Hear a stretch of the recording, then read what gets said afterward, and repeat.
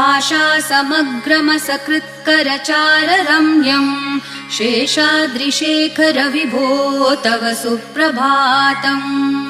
भृङ्गावली च मकरन्दरसानुविद्ध झनकार गीतनिनदैः सह सेवनाय निर्यात्युपान्तसरसी कमलोदरेभ्यः शेषाद्रिशेखर विभो तव सुप्रभातम्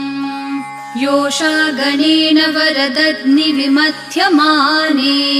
घोषालयेषु दधिमन्थन तीव्रघोषाः रोषात् कलिं वदधते ककुभश्च कुम्भाः शेषाद्रिशेखर विभो तव सुप्रभातम् पद्मेशमित्रशतपत्रगतालिवर्गाः हर्तुं श्रियं कुवलयस्य निजाङ्गलक्ष्मी